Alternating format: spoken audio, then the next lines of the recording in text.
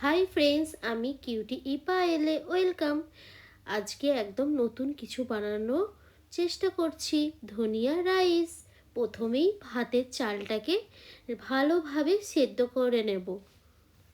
তারপর ভালোভাবে ভাতটা সেদ্ধ হয়ে গেলে অনেকটা ধনে পাতা নিয়ে সেটা মিক্সিতে বেটে নেব। আপনারা শিলেও বাটতে পারেন। এবার ভাতের মাঠটা ভালোভাবে ঝরিয়ে নেব।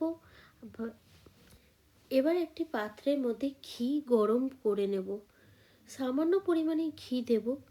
ঘিটা গরম হওয়া অবধি একটু অপেক্ষা করব।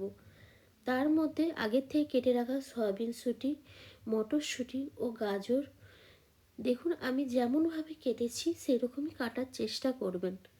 এতে খুব সুন্দর, সবজিটা দেখতে খুব ভালো লাগবে। এতে সামান্য পরিমাণ নুন ও হলুদ দিলাম। আপনারা আপনাদের পছন্দ মতো সবজি ব্যবহার করতে পারেন। আমাদের ফ্রিজে এই সবজি ছিল, গাজর, মটরশুঁটি আর সয়াবিনশুঁটি। এবার ভালো করে আমরা নেড়ে নেব। এবার ভেজে রাখা সবজিগুলো ঢাকা দিয়ে সবজিগুলো সেদ্ধ করার পর অন্য পাত্রে সবজিগুলো ঢেলে নেব। আবার সেই পাত্রের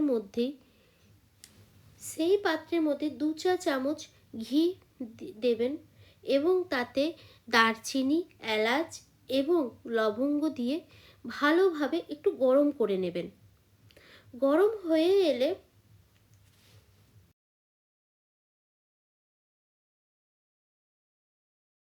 এবার আগের থেকে কেটে রাখা টমেটোগুলো কুচি কুচি করে কেটে নিয়েছিলাম, টমেটোগুলো সেগুলো দিয়ে দেবো। এখানে আমরা 2টো টমেটো ব্যবহার করেছি।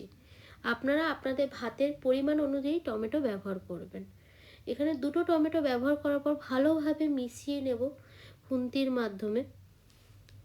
এতে সামান্য পরিমাণ একটু নুন ব্যবহার করেছি যাতে টমেটোগুলো একটু তাড়াতাড়ি সিদ্ধ হয়ে যায়। সিদ্ধ হয়ে যাওয়ার পর ভালোভাবে মিশিয়ে নিচ্ছি আমরা। ভালোভাবে মিশিয়ে নেওয়ার পর আগের থেকে করে রাখা পেস্টটি, ধনেপাতার যে পেস্টটি আমরা করে রেখেছিলাম সেটি পুরোটা দিয়ে দেব এবং ভালোভাবে একটু নষ্ট করবেন না এবং ভালোভাবে মিক্সিতে ধুয়ে যে জলটি থাকবে সেটাও দিয়ে দেবেন।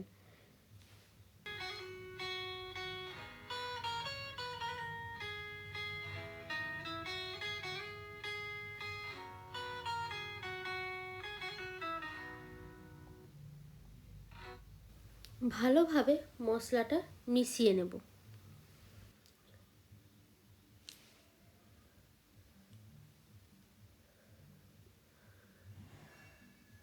3-4 মিনিট ভালোভাবে মিশিয়ে নেওয়ার পর একটু ভাজা ভাজা হওয়া অবধি অপেক্ষা করব।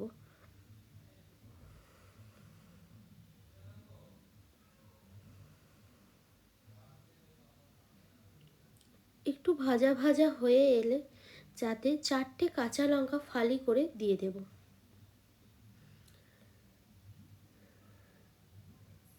এইভাবে খুন্তির মাধ্যমে ভালোভাবে মিশিয়ে নেবেন।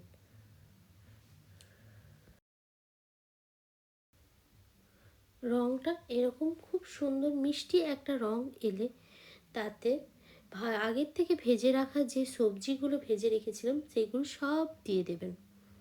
এই রান্নাটি বন্ধুরা আপনারা অবশ্যই ঘরে একবার করে দেখবেন। আপনাদের বাচ্চারা যদি খেতে ইচ্ছে না করে তারাও এটি চেটে পুটে খাবে।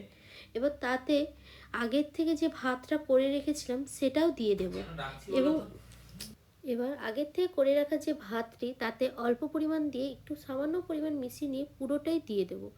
পুরোটা দিয়ে দিয়ে এবার সব পুরো ভাতটা ভালোভাবে মিশিয়ে নেব।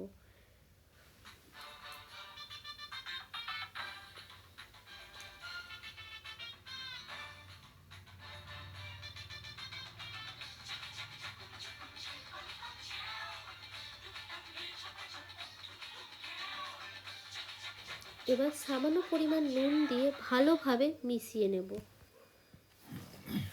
মিশিয়ে নেওয়ার পর খুব সুন্দর যেন এই রঙটি আসে।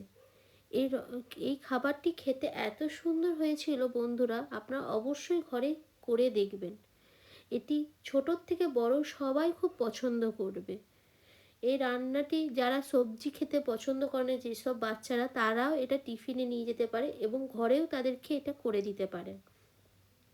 তারা সমস্ত সবজি আনন্দ করে খেয়ে নেবে। আমার পেজটি অবশ্যই বন্ধুরা ফলো করবেন। আমার ইউটিউবে একটা পেজ আছে পায়েল ই কিচেন, এই পেজটিও ফলো করবেন এবং সাবস্ক্রাইব করবেন। আমার পেজটি ফলো করে দেবেন বন্ধুরা। আমি আপনাদের সাথে অনেক নতুন নতুন রান্না নিয়ে আসব। Thank you.